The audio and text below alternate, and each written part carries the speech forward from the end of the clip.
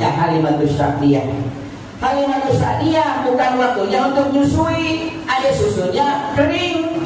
Tapi begitu Nabi mau lihat, kenapa banyak tuh ayatnya tuh? Air susunya banyak. Pada waktu lahirnya itu daun-daun korma, kelapa korma yang kering, tiba-tiba hijau semuanya. Rumput yang kering menjadi hijau, gelap menjadi terang semuanya. Dikarenakan baginda Nabi lahir pada pagi itu. Itulah salah satu keistimewaan mukjizat yang Allah berikan kepada Rasulullah SAW. Assalamualaikum warahmatullahi wabarakatuh. Alhamdulillah wa kafa.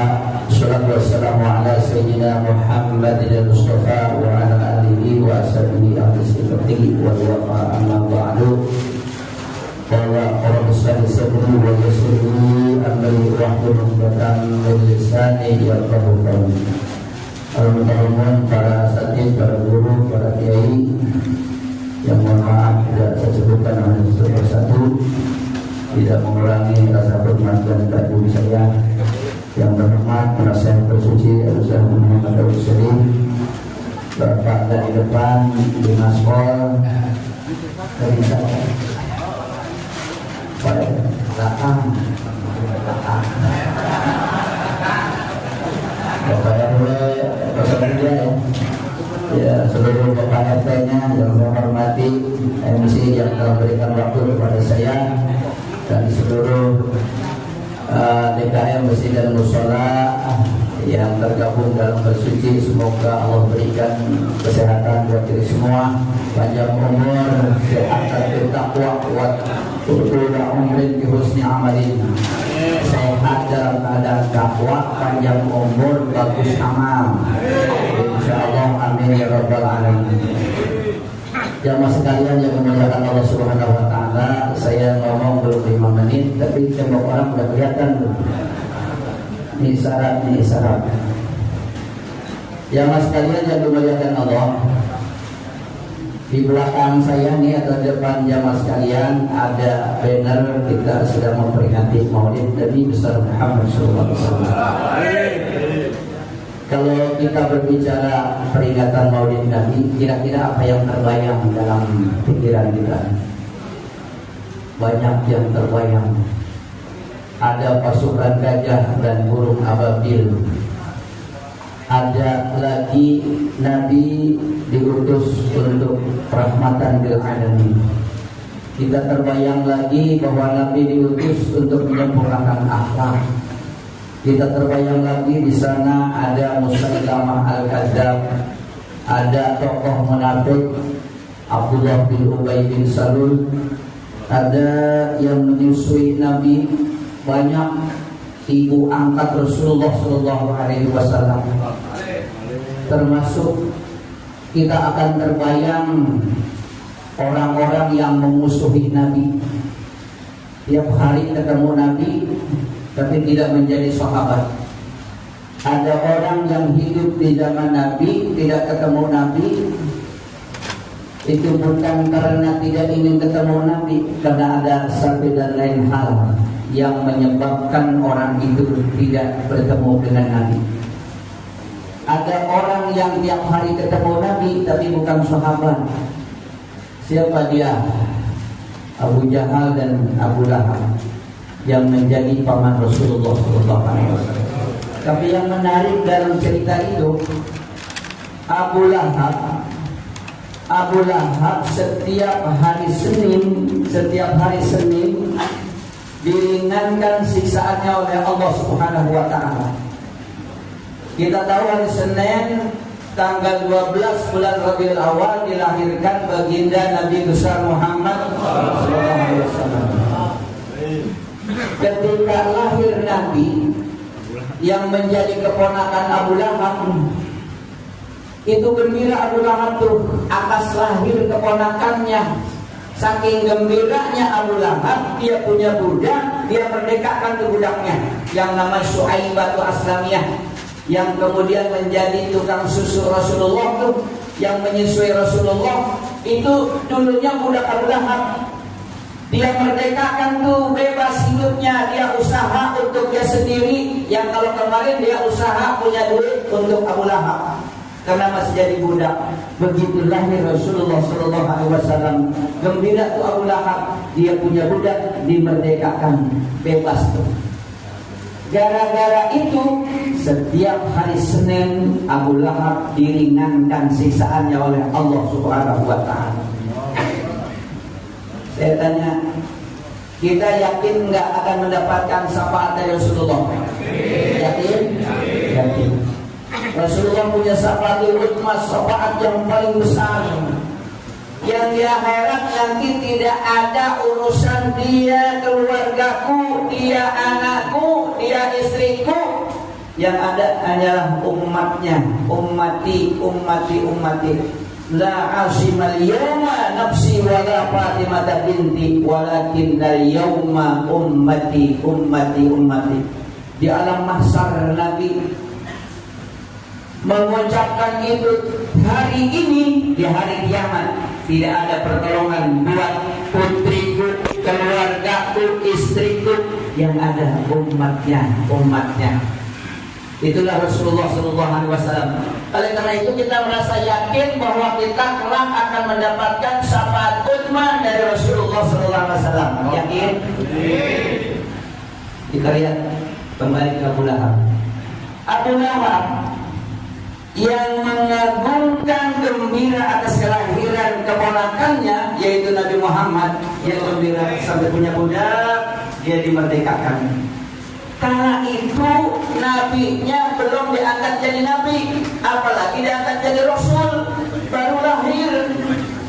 Yang kedua, Abu Lahab tidak beriman kepada nabi, justru menjadi musuh kepada nabi. Tapi gara-gara dia gembira dengan lahir nabi, setiap hari Senin diringankan siksaannya oleh Allah.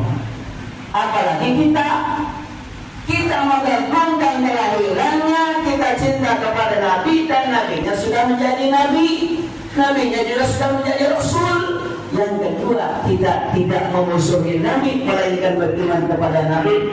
Oleh karena itu kita yakin aku yakin, yakin kita akan mendapatkan syafaat dari baginda Nabi besar Muhammad Sallallahu Alaihi Wasallam.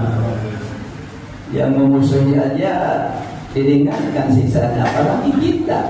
Kita beriman nabinya sudah jadi nabi, sudah jadi rasul, kita tidak memusuhi nabi, ilok teman. Ilok nggak masuk surga. Nah, enggak ilok dong. Bahasa Indonesia ilok dong. Masa iya? Nabi terkenal sangat pemaaf. Yang kita paham dari hadis beliau adalah innama bu'itsu liutammima makarimal. Aku diutus untuk menyempurnakan akhlak yang mulia, untuk menyempurnakan akhlak yang mulia. Kenapa demikian? Nih orang nih sebanyak apapun ilmunya, setinggi apapun dia jabatannya, sebanyak apapun titelnya, kedudukannya dia banyak, tapi kalau tidak ada akhlak, nol besar di hadapan Allah Subhanahu Wa Taala. Orang akan mengatakan dia pintar sih, pintar ke orang, ilmunya sih banyak, cuma sayang gak punya akhlak, sayang gak punya adab. Itu akan menjadi nol besar di hadapan Allah Subhanahu Wa Taala. Tapi Nabi sangat pemaaf. Itu sebabnya Nabi diangkat, diutus ke alam dunia ini untuk menyempurnakan akhlak yang mulia. Karena akhlak ini, dari akhlak ini, yang tadinya orang memusuhi Nabi justru berbalik. Maka masuk Islamlah namanya Abu Sufyan yang dulu sangat geram terhadap Islam. Maka masuk Islamlah Khalid bin Walid yang dulu sangat geram terhadap Islam. Masuk Islamlah Hindun yang dulu pernah menggigit jantungnya Sayyidina Hamzah, paman Rasulullah SAW. Maka masuk Islamlah semua orang yang dulu sangat memusuhi Islam. Umar bin Khattab dulu sangat memusuhi Islam. Dalam doa Rasulullah sallallahu alaihi wasallam, Allahumma a'idil Islam bi ahadi umarain. Ya Allah, tinggikan Islam, muliakan Islam dengan salah satu nama Umar. Dulu ada dua Umar yang paling memusuhi Islam. Satu ada Umar bin Hisham, kedua ada Umar bin Khattab. Doa Rasulullah, muliakan, tinggikan Islam ya Allah dengan salah satu nama Umar. Masuk Islamlah siapa? Umar bin Khattab yang dulu sangat keras menentang Islam. Satu tidak masuk Islam, siapa? Umar bin Hisham. Siapa Umar bin Hisham? Abu Jahal. Itu nama julukannya tuh. Nama kunyahnya Abul Hisham, Abul Hakam. Jadi ada kebijaksanaan dari kafir Quraisy. Itu yang punya kebijaksanaan tuh Umar bin Hisham, yaitu Abu Jahal. Ini dulu ada namanya tokoh munafik siapa? Abdullah bin Ubay bin Salul, yang pernah menggagalkan pasukan perang Badar yang diutus oleh Rasulullah 900 lebih, tapi yang sampai ke Badar itu hanya 313. Itu akibat ulah Abdullah bin Ubay bin Salul. Ayo pulang lagi ke Madinah, ngapain perang? Dia juga yang pernah menggagalkan pasukan umat Islam ketika perang Uhud. Ngapain perang? Nanti kamu mati, istri kamu diambil Muhammad. Ayo balik lagi ke Madinah. Tuh Abdullah bin Ubay bin Salul. Dia sholat berjamaah di belakang Rasulullah Sallallahu Alaihi Wasallam. Dia mukanya menampakkan keislamannya, tapi hatinya menampakkan kekafirannya. Ini munafik namanya tuh. Pada satu ketika dia sakit, anaknya udah masuk Islam, anaknya tuh sudah masuk Islam, sudah cinta kepada Rasulullah SAW. Pada saat Abdullah bin Ubay bin Salul sakit, kata anaknya, wahai ayahku, minumlah ini air yang sudah didoain oleh Rasulullah. Apa kata Abdullah bin Ubay bin Salul? Anakku, bawa air kencing ke sini aku minum. Jangan kau bawakan aku air yang sudah diludahi Muhammad. Coba. Terus sakitnya semakin parah.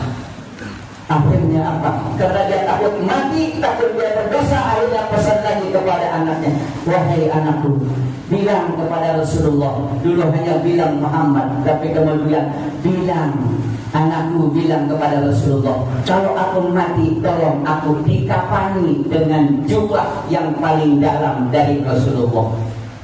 Nabi jubahnya dua lapis, yang satu nggak ada kancingnya, yang satu kayak begini nih. Itu dia minta dikafani dengan jubah yang paling dalam, artinya jubah yang langsung nempel dengan kulit Nabi. Itu Abdullah bin Ubay bin Salul. Itu disampaikan oleh anaknya kepada Rasulullah. Ya Rasulullah, ini ayahku sedang sakit parah, tapi dia berpesan ketika beliau mati minta dikafani dengan jubah Rasulullah yang langsung nempel dengan kulit Rasulullah. Sayyidina Umar marah. Jangan ya Rasulullah, daripada diberikan jubah yang paling dalam, mendingan akan berikan pedang. Izinkan saya akan menebas leher Abdullah bin Ubay bin Salul. Tidak ya Umar, tenang saja, biar akan aku berikan jubahku yang paling dalam untuk mengapani Abdullah bin Ubay bin Salul. Kira-kira lamun ulang. Yes. Yang bahasanya putih. Kira-kira kalau kita, tapi Rasulullah begitulah sifatnya untuk menyempurnakan akhlak yang mulia. Dengan akhlak itulah akhirnya orang-orang yang dulunya memusuhi Nabi beriman kepada Nabi Muhammad Sallallahu Alaihi Wasallam. Banyak Nabi yang paling punya banyak mukjizat itu hanya Rasulullah. Itu sudah diantaranya tuh Halimatus Sa'diyah yang menyusui Nabi. Itu kebiasaan orang Arab tuh ya. Kebiasaan orang Arab kalau lahir yang menyusuinya bukan ibunya, dari orang lain, termasuk Rasulullah. Yang menyusuinya bukan Siti Aminah, tapi ada orang lain. Di antaranya Halimatus Sa'diyah. Halimatus Sa'diyah bukan waktunya untuk menyusui, ada susunya kering. Tapi begitu Nabi mau lihat, kenapa banyak tuh ayatnya tuh? Air susunya banyak. Pada waktu lahirnya itu daun-daun korma, kelapa korma yang kering tiba-tiba hijau semuanya. Rumput yang kering menjadi hijau, gelap menjadi terang semuanya. Dikarenakan baginda Nabi lahir pada pagi itu. Itulah salah satu keistimewaan mukjizat yang Allah berikan kepada Rasulullah SAW. Kepada Allah dan kepada hari akhir, kita hormatilah tamu, muliakanlah tamu. Mudah-mudahan semampu kita akan menghormat dan memuliakan tamu kita, insya Allah. Demikian ada khilaf dan salah, mohon bukan minta maaf yang seluas-luasnya. Wallahualam. Assalamualaikum warahmatullahi wabarakatuh.